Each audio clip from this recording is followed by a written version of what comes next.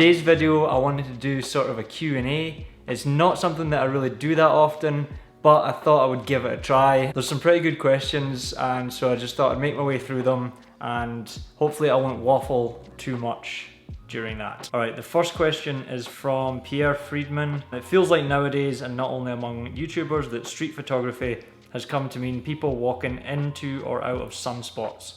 Seems like a lazy fad. Your thoughts? Sure, it has become a very common thing to do.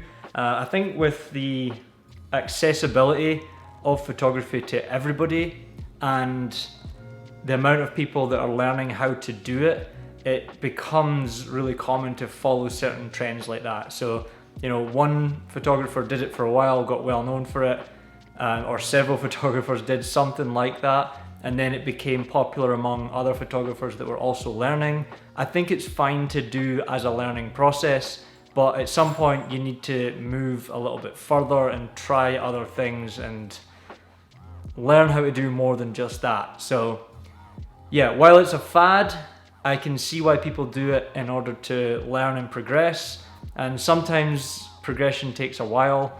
So yeah, overall, yes, it's a fad. I don't think that's what street photography has become, because just because it's prevalent on Instagram, I don't think that means it's going to change street photography itself. But I see where you're coming from, and I know for sure that I will fall back onto things like that, like find a spot of light and just wait there for someone to walk through it, and I know that I'll get a photo that's passable and postable to Instagram when I'm feeling lost. Alright, CMBD says, do you have a preference in capturing either light and shadow or colours that stand out? I really enjoy your photos and videos as well. Thank you very much. I don't know that I have a preference. I think the first thing, or the easiest thing that I'll notice, tends to be light and shadow.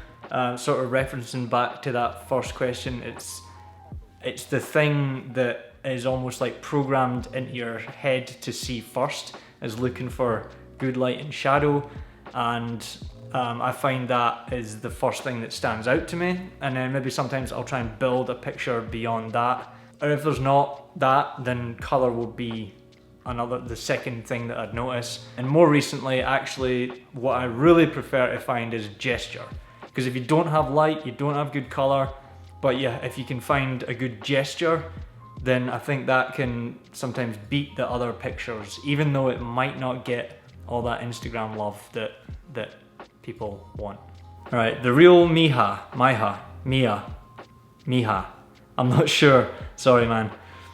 Do you ever feel awkward when taking photos of people? Absolutely, I feel awkward all the time. Pretty much constantly when I'm out shooting street photography, I feel awkward. Some people don't get it as much, but I feel pretty self-conscious all the time, and I'm always fighting with it. And it's taken me a long time. It's been a very slow process to get better at it, but the more I've done it, the more I've realized that people don't care that much.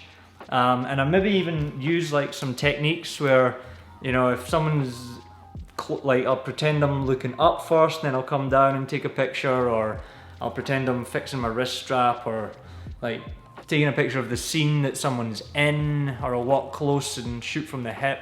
Sometimes it works, sometimes it's complete fail, and I should have just like concentrated and went for it.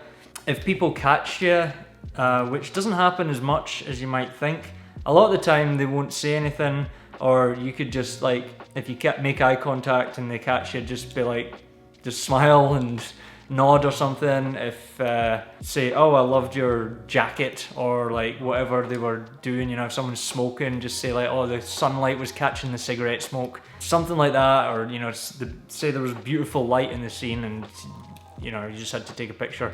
I don't know, just make an excuse, basically give them a compliment, and usually people are a bit more chill about that stuff then. The more confident that you act, the less people will be sketched out by you, because there's nothing sketchier looking than someone with a camera that's like looking like an absolute creep or hiding. Or if you just look like you're there for a reason and act confident even if you don't feel it, you'll be alright. Alright, I'm gonna move on to the next question because I've been talking about this one for way too long.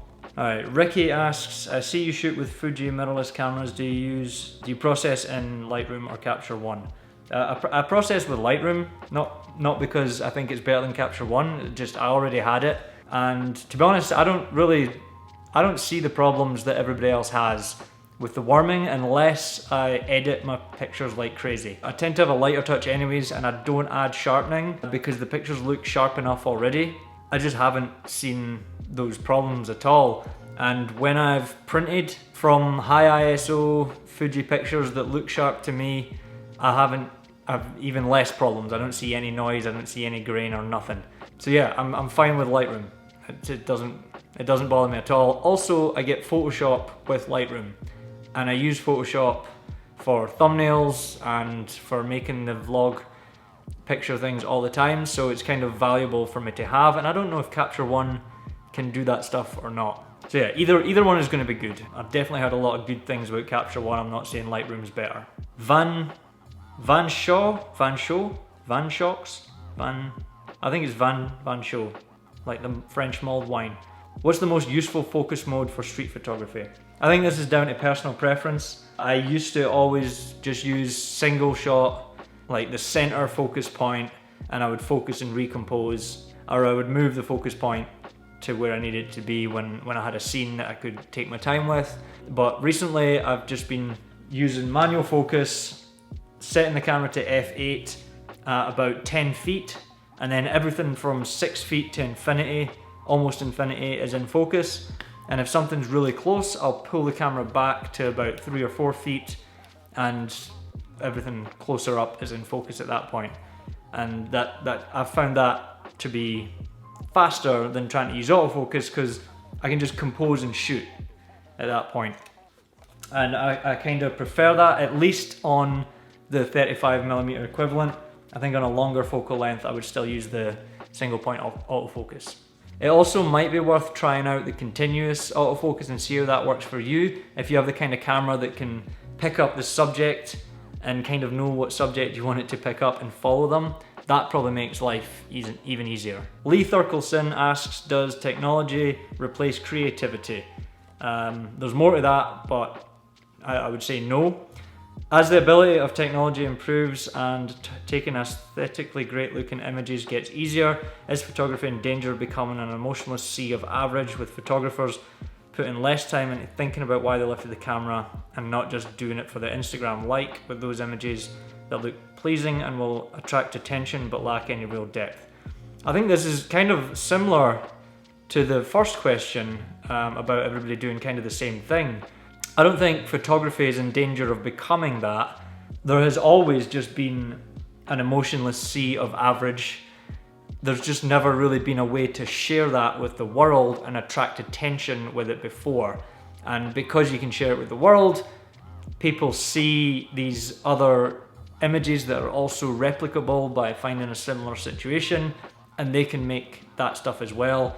Gear's more accessible, you can do more with your cameras and stuff like that. So it's not going to replace creativity. I think a lot of people will use technology as a crutch for their creativity, at least until they get to the point where they're like, I can't do anything more with it, and then maybe they'll start to learn more about photography.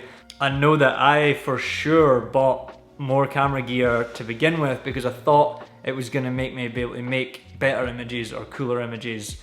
And while it kind of helped me make more trendy images, it didn't make me a better photographer.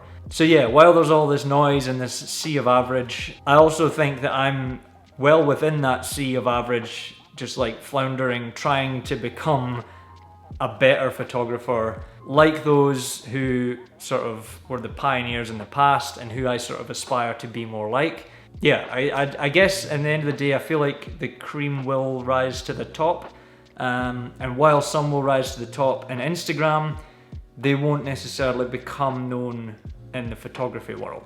Hopefully that makes some sense. I don't know if I can talk very well about that subject. I'm not the most articulate person in that sense. I'm gonna butcher your name, I'm sorry. Jafet Montilla. Who's the person that inspires you to do your work, especially in composing the street photo and editing them? Do you have an inspiration in terms of style, or develop your own? Yeah, I have inspirations in terms of style. I think over time I added more. So I started with one and sort of tried to replicate, and then I looked at someone else and replicated and replicated and replicated other people's work to the point where I can then sort of pull little pieces from each of them and try and mix that into something that makes it my own. Composing, I used to always compose with Saul Leiter in mind, and now I'm composing more with Matt Stewart, Joel Meyerowitz, Alex Webb type stuff in mind, and the many other photographers that I've found inspiration from their work as well. In terms of editing, I've moved away from being inspired by anybody's edits, and I might use the in-camera profile on the Fujifilm and process the RAW in the camera and then just take the JPEG out of the camera and use that. But most of the time, I put the RAW file in Adobe Lightroom. I have a preset called Old Faithful that I apply, and then I'll mess with it from there. If I don't like that preset on it, I'll put everything back to 0 and just like lightly edit it and not really mess too much with the colors. I've came to the point where trying to edit and find a stylized edit is just not worth the time in my opinion. I would rather be out shooting. Claire asks, do you always have your camera ready to go, or do you spot a certain location and think it's going to make a good photo? I guess both is kind of the answer. Originally I just used to look for locations and wait, but now I try to have my camera ready to go all the time.